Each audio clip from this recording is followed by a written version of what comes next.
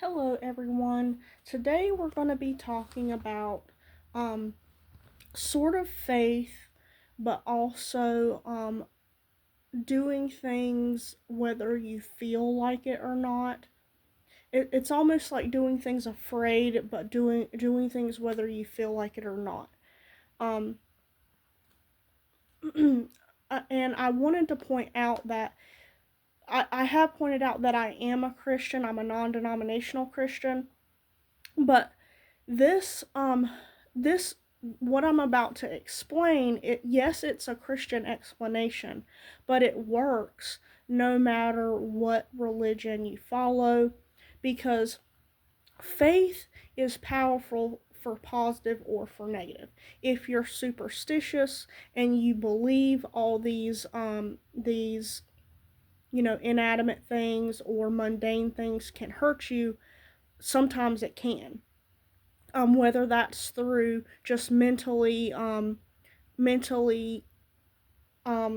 thinking that it can hurt you because you're putting that stress on yourself, and that comes out in different results, or if it's like you think of it so negatively that it brings it into existence, because otherwise, if you weren't afraid of it, you wouldn't be thinking about it anyway. So kind of like self-perpetuation type of thing. But like if you're superstitious and you think like things like small things and things that are inanimate can hurt you, they usually probably can. In some fashion. It doesn't exactly have to be like a literal sense. Like I said, it could be you think it can hurt you, so you're putting that stress on your body mentally. That comes out in different and physical ways sometimes. Um, or say if your anxiety or other things like that, where you're so anxious you don't want to leave your house, that's a physical form of that, of a fear. um so faith is powerful for good or for bad, and that does not matter what religion you're practicing. um Voodoo, hoodoo, if you believe those things work, then sometimes they can. Or if you believe that they work and someone sends something to you, it can work from those things. I personally do not believe voodoo or hoodoo. I don't believe in it because there's no scientific, there's no facts to those things. There's no facts. Plus, I believe that there's nothing stronger than God. There's nothing strong than the power of the universe. There's nothing stronger than love.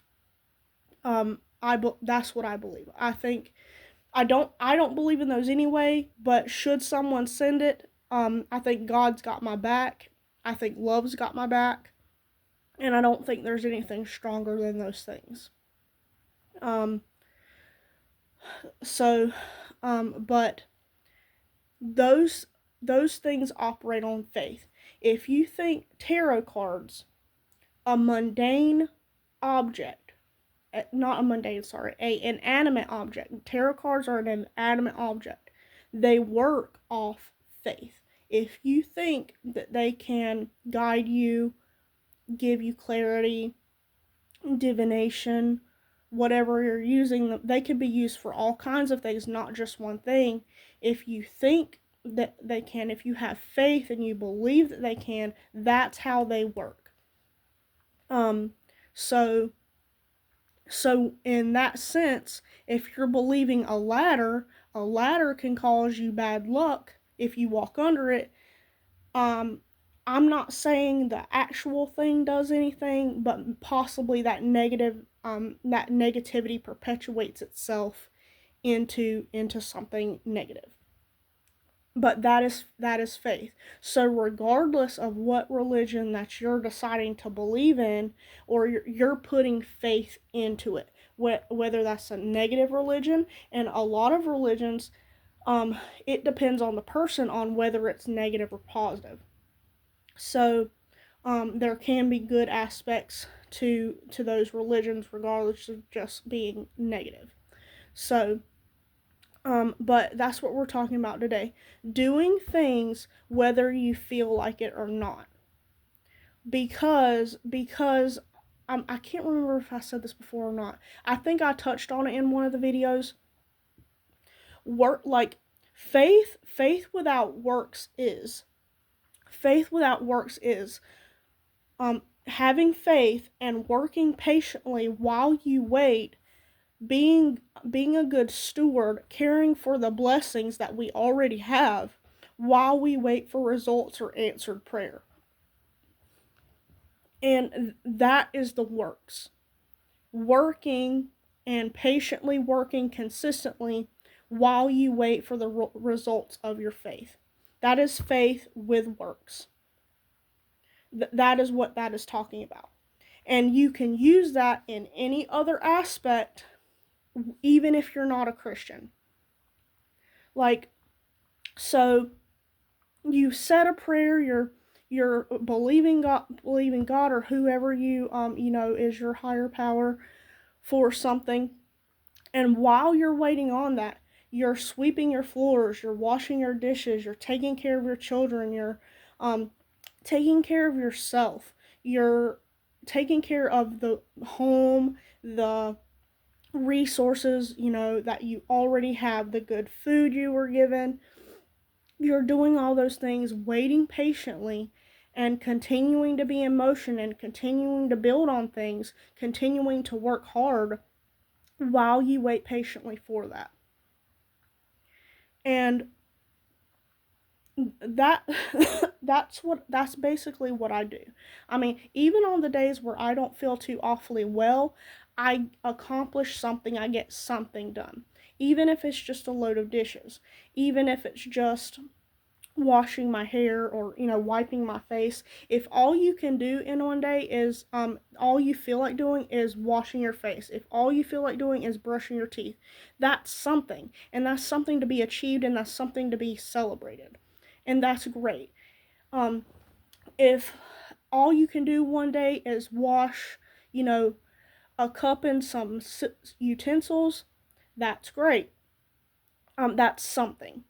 But do whatever you're able to do.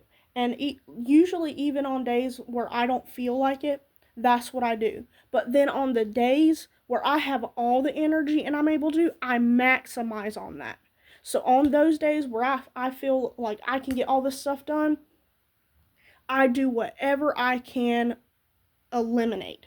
And I've accomplished a lot, and I've got a lot done, and I've made my space feel better, and I've made me feel better, and I feel satisfied and achievement in getting those things done.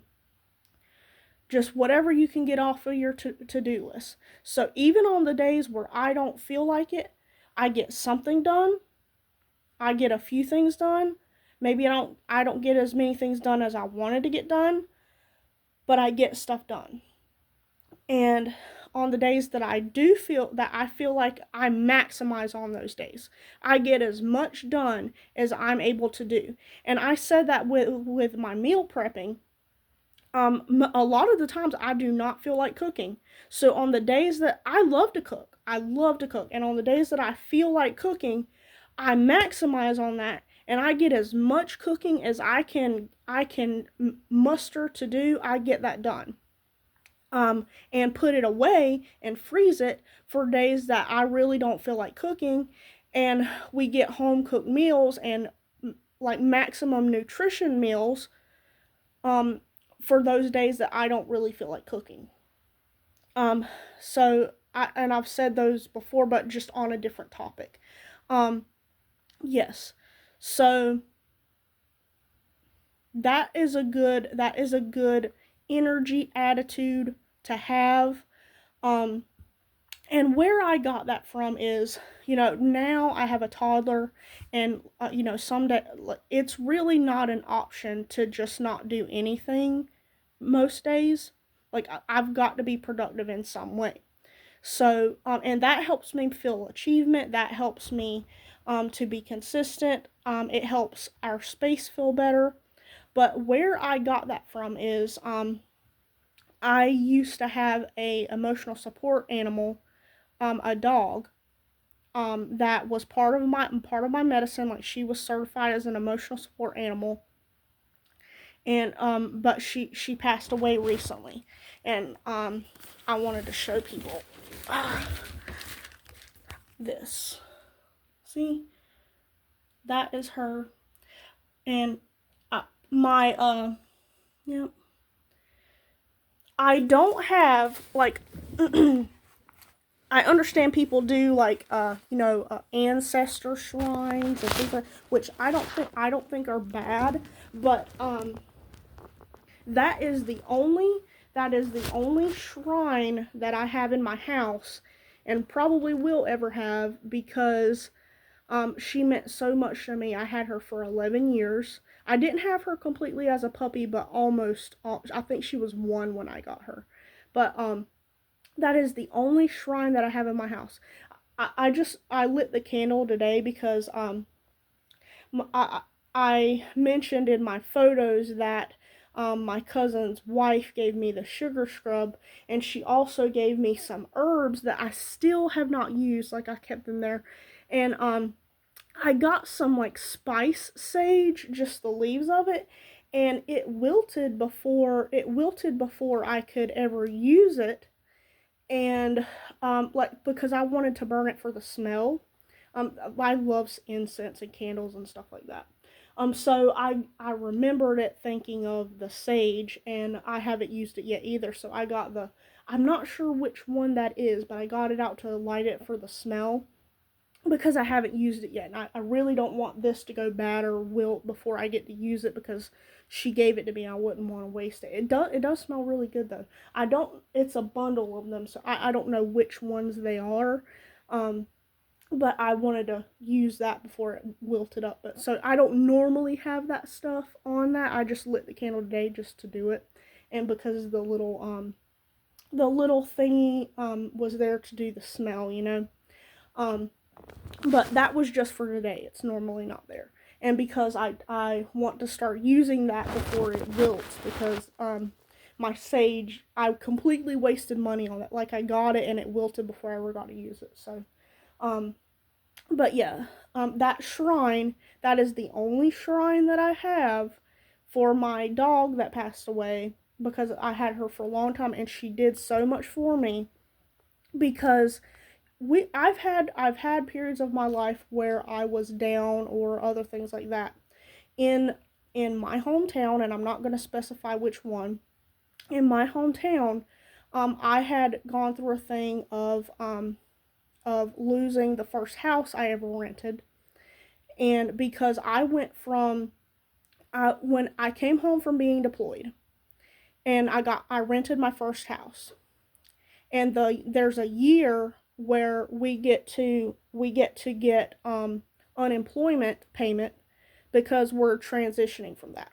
And I went from getting paid the unemployment amount of however much it was, 900, 1,000, something like that, a month, to $300 to $500 from the part-time job that I was working, and I was working 30 to 40 hours a week at that, and $300 to $500, and 500 was like, usually it's about 300. So I lost that rent. I lost the first house I rented, and I was looking for other places to live, and the only places that I could afford on that, there were other places that allowed dogs, but at the time, my dog Nana, she was a German Shepherd. She was not certified at the time as an emotional support animal, and the places that would allow a pet, and but usually not her breed, I could not afford. And plus, with pets, you have the amount of your rent plus the pet fees and stuff like that. And I couldn't afford even the rent, much less the pet fees. So, even the places that would allow her and were the cheapest, I still could not afford it, and I wanted to stay with my dog. And um, and Yep, I wanted to keep her. I didn't want to give her up. Like she had some issues because she's super rambunctious and chewing on things. She was a good dog, but whenever I was going through some process, I had someone it was when I was getting her certified. I had someone tell me, "Well, why don't you put the dog in the pound? Why don't you give it up and it'll get adopted fast because people love German shepherds." People love the idea of German shepherds, but when the amount of, if you have a dog like that, you have to be able to exercise them properly. You have to be able to wash and bathe them properly. You have to be okay if they chew things up. They like the idea of it. You have to train them. The hours that to train them. And then like they like the idea of it, but they'll get them, realize they're not as great with their kids and all the stuff that goes into them. Just yeah. Beautiful dog, got so many compliments on her. A good dog, but there's all those aspects too that people just are not aware. But he was saying, "Oh, she'll get adopted fast." No, I would have rather taken her. Like even so on with the story. This is where I got into. I've been chronically homeless in some other situations, but this is where I got chronically homeless. Um, I got the cheapest living situation that I could. And keep in mind, this is a full grown adult in their like 25, 26, and a dog. It's not like a person and a child and a dog.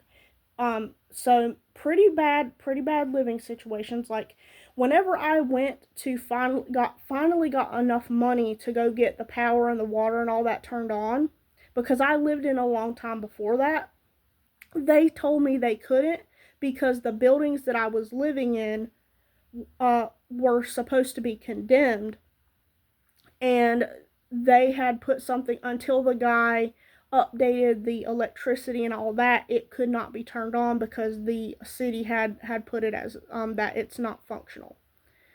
So yes, I the entire time I lived in this living accommodations, I did not have power or water or heat or any of that.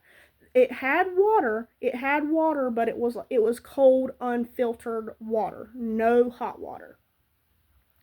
So yes, I lived like that with my dog for at least a year, if not over a year. Um, so I had other heating options, um, things like that, and in that time frame, I had a job. At one point during this process, I had two jobs, working as hard as I could. It's still not a good feeling. I could hardly provide for myself. I did everything. I did everything in that time, being kind of burnt out, but I was still moving. I was still working. I was moving. And being depressed because that's just not a good situation. Anybody in that situation is, if they're of sound mind, they're going to be depressed. Um, in that time, I moved for my dog Nana. Anything that I did, even though I was depressed, even though I was burnt out, I did it for her. If I woke up and didn't feel like something, I would walk at least it both ways, probably at least a mile, a quarter of a mile, to go get her jugs of water. Because I had a friend that lived close to me, and I would go get her water, sometimes dog food, at least a quarter of a mile, if not a mile. Okay? To get her water, to get her and get us all the things that we needed. I would do it for her. I'd wake up for her. I'd make sure that I was healthy and well enough to be able to exercise with her, to get her water, to get her food. I have to keep moving. I have to keep working to be able to provide her those things, to provide me food, to keep me well enough to be able to do that for her. So even if I didn't feel like it, and even though I was depressed, I would still do those things and I would keep in motion for her. And now, as a mom, even though she was alive for the first year and a half, I think, of my son's life. Um, she was 11 and she passed away. She was chewing on one of her toys and she swallowed some of the Velcro part, and I didn't know that she had. And because she's older, she didn't make it this time. And so she passed away, and a friend helped me be able to bring her home and everything. And but that moving and working while you're waiting, even through those processes, is I think a healthy mindset. I think a strong mindset, and I use it a lot now. That is where I get that, because now as a single mom with a child, um, uh, like I said, most days it's not an option not to be productive, but I've been doing that for a long time, and even in my worst situations, that got me through that. That got me and Nana through that. Later on, when I was in a homeless shelter, for because I was in a homeless shelter because the military transitioning program was in the shelter. So, and that's why I was in the homeless shelter, because that program was in there. So we were there, and a different world to the other side of the homeless shelter. And that's where I got my housing assistance, and got up from there. During that time period, I did not give my dog away. I put her with Soldiers Angels, and someone cared for her while I was in that process to rebuild that. And that's when this person who was supposed to be helping me look for housing, I was telling him she's in the process of getting certified as an emotional support animal, which means emotional support animals, they cannot charge you a fee, a pet fee of any kind. They cannot, and they're nowhere is allowed to tell you that you can't have them. Planes, hotels, movie theaters, um, most stores, as long as they're well behaved, and sometimes they don't want you to take them in the food section, but as long as they're well behaved, that even really shouldn't be a problem. But yes, so emotional support animals, and the person helping me trying to find the housing is like, all this, I did all that to get, and my motivation for going so fast through the this getting up process to get housing and other things like that is because I wanted to get my dog back. Because if I did not do successfully that part, they weren't the part of that Soldiers Angels program would not give me my dog back, because I wasn't in a living situation where it was good for her. She was my motivation. Nana, my dog, she was my motivation to do it that quickly. I got within 5 months of getting in that, I got no is it five? Within 2 or 3 months I got a job. Within 6 months I got my housing voucher. And the only reason that it took longer to find my house was because Christmas happened, and everything shuts down.